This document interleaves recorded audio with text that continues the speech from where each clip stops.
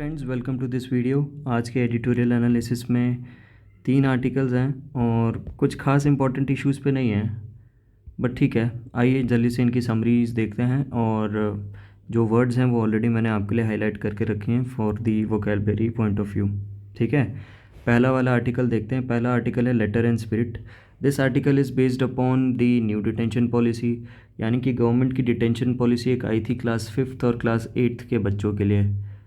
5th class और 8th class के बच्चों को नेक्स्ट क्लास में प्रमोट करने की क्या प्रोसीजर होगी, कि वो अगली क्लास में जाएंगे या नहीं जाएंगे या फिर रिपीट करेंगे, ऐसा वाला। तो इसके बारे में ये आर्टिकल दिया हुआ है। ठीक है, इस आर्टिकल में कुछ खास नहीं दिया, सिर्फ ये बताया गया है कि भाई जो भी गवर्नमेंट ने ये नई पॉलिसी बनाई है इसको थोड़ा सा और फ्लेक्सिबल और अच्छा होना चाहिए था। इस आर्टिकल के मुताबिक a sad consequence of the policy is that it brings back a single final examination as an arbiter of child's promotion और डिटेंशन। इस आर्टिकल के मुताबिक एक एग्ज़ाम के बेसिस पे आप चाइल्ड को प्रमोट करोगे या नहीं करोगे, ये वाली चीज़ वापस आ गई। Unlike the previous policy which was there, that was CCE। इसके पहले जो पॉलिसी चलती थी वो that was CCE, continuous and comprehensive evaluation. इसको हटा करके जो अभी नई पॉलिसी आई है ना फाइनल एग्ज़ाम के बेसिस पे कि वो प्रमोट होगा या नहीं होगा, वो चीज़ का यहाँ पर नेगेटिव इम्पैक्ट बताया है इस पूरे आर्टिकल में। ठीक है, कुछ इंपॉर्टेंट वर्ड्स में से एक इम्पॉर्टेंट वर्ड है डेमोग्राफिक डिविडेंड। बहुत कॉमनली यूज़ होता है डेमोग्राफिक डिविडेंड का। ये आप लोग अपने डिस्क्रिप्टिव के आंसर्स में भी यूज़ कर सकते हैं इस वर्ड को, कोई भी अगर अच्छा टॉपिक आए तो। डेमोग्राफिक डिविडेंड का मतलब होता है कोई एक कंट्री है जहाँ पे जवान लोगों की आबादी ज़्यादा है, तो वो जवान लोगों की आबादी की वजह से वो कंट्री में बहुत ज़्यादा ग्रोथ होती है, वो डेवलपमेंट होता है। उस ग्रोथ से जो फ़ायदा होता है उसी को हम कहते हैं डेमोग्राफिक डिविडेंड। ठीक है, तो नौजवान पीढ़ी की वजह से जो फ़ायदा होगा देश की बाकी लोगों को, that's called as demographic dividend. ठीक है, ये पहला वर्ड हो गया। दूसरा आप देख सकते हैं ये है रिग्रेशन। ठीक है, रिग्रेशन का मतलब होता है किसी चीज़ को डिक्रीज़ करना, किसी चीज़ को घटा देना।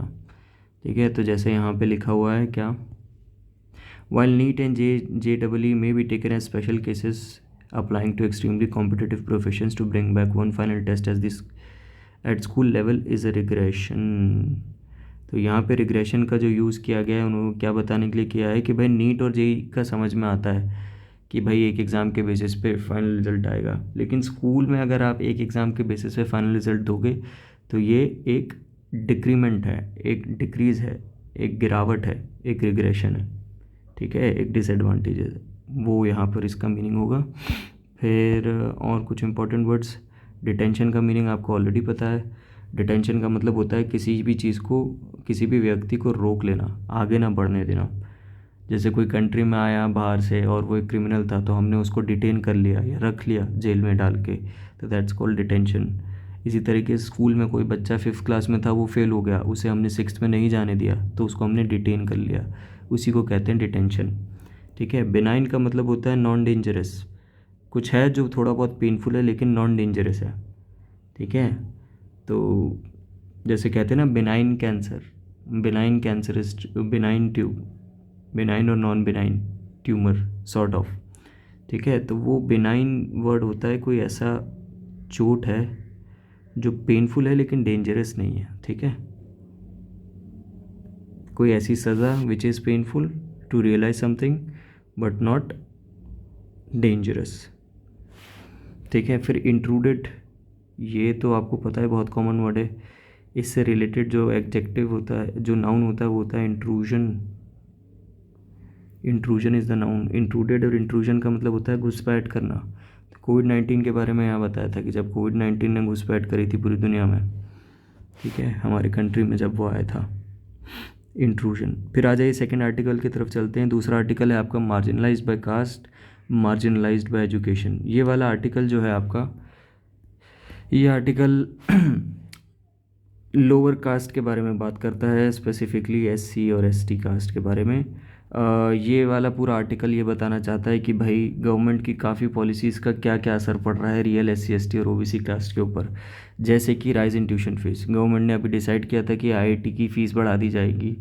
ठीक है, और बढ़ाई भी 200%। तो इसकी वजह से कुछ ऐसे बच्चे हैं जो जो आईआईटी का एग्ज़ाम क्लियर करके आईआईटी में गए हैं लेकिन उनकी इतनी क्षमता नहीं है कि वो फ़ीस पे कर सकें, स्पेसिफिकली एससी और एसटी ट्राइब्स के बच्चे।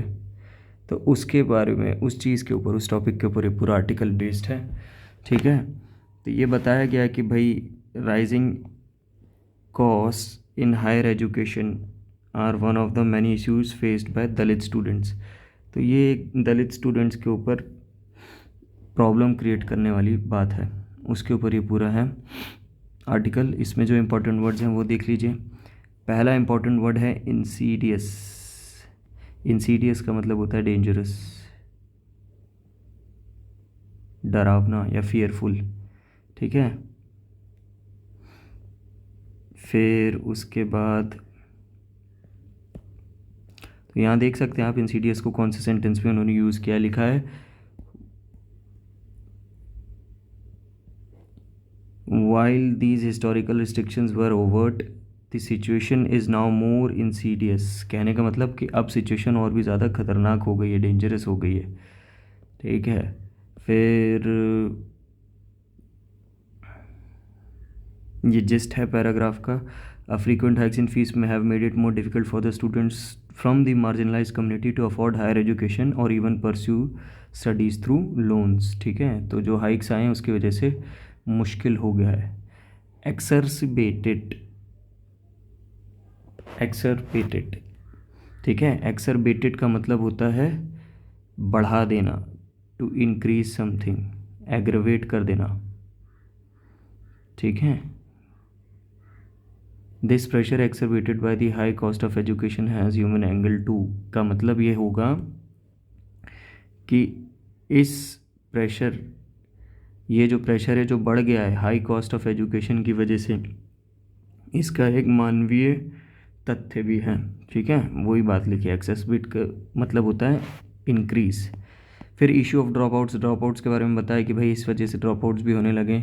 Challenges faced by marginalised, marginalised जो वर्ड है ये तो काफ़ी कॉमनली यूज़ होने वाला वर्ड है। इसका मतलब होता है किसी भी इंसान को नीचा दिखाना, कोई भी ऐसी चीज़ करना जिससे कोई भी ग्रुप ऑफ पीपल को ऐसा करके दिखाना जिससे उन्हें ऐसा फील करे कि they are not important, not important, marginalise करके रखना।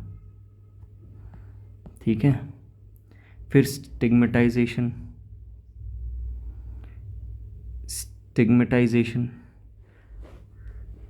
अब स्टिग्मेटाइजेशन का यहाँ पे क्या यूज़ किया, लिखा है historically this stigmatisation has meant Dalits have been denied access to education system. तो जो स्टिग्मेटाइजेशन है उसका मतलब है कलंक। ठीक है, कलंकित करना।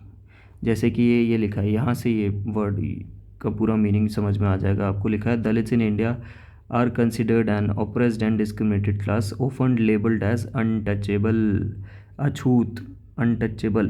तो ये जो अनटचेबल वर्ड है, जो अछूत वर्ड है, ये क्या है, ये एक कलंक की तरह ट्रीट किया जाता है दलितों के ऊपर, कलंक।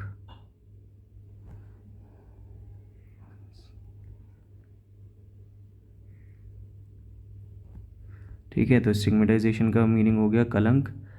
फिर इधर आ जाइए, बैरियर्स जो स्टिल एग्जिस्ट करते हैं, क्या क्या प्रॉब्लम्स हैं, उसमें लिखा है सकम्ब।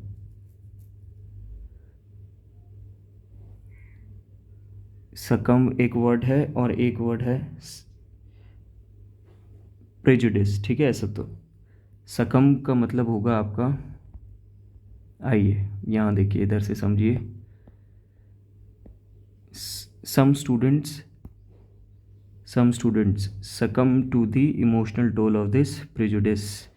तो यहाँ पे succumb का वर्ड होगा स्टॉप फाइटिंग, किसी चीज़ का अपोज करना बंद कर देना। succumb का मतलब होगा to stop fighting, to stop fighting या अपोजिंग। ठीक है, फिर प्रेजुडिस का मतलब आपको पता ही है, किसी भी व्यक्ति या ग्रुप ऑफ पीपल को नॉट लाइक करना, यानी not liking someone.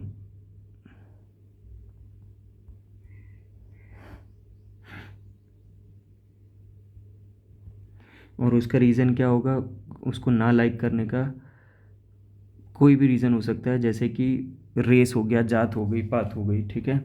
Not liking someone because of his race और caste, because of caste. Caste ले लो भाई, इस यहाँ तो कास्ट की बात हो रही, तो कास्ट के कॉन्टेक्स्ट में यूज़ हुआ है ये वर्ड प्रिजुडिस, ठीक है। Not liking someone because of caste. ये आपके इंपॉर्टेंट वर्ड्स हो गए वोकेबलरी के ये पूरे आर्टिकल में से। फिर आ जाइए नेक्स्ट आर्टिकल पे चलें। नेक्स्ट आर्टिकल है rules that still manacle the captive elephant. तो पहला वर्ड तो आपको मेन हेडिंग में ही मिल जाएगा, दैट इज़ मैनेकल, ठीक है। मैनेकल का मतलब होता है बेड़ियाँ, मैनेकल का वर्ड होता है बेड़ियाँ, मैनेकल वर्ड का मीनिंग होता है बेड़ियाँ।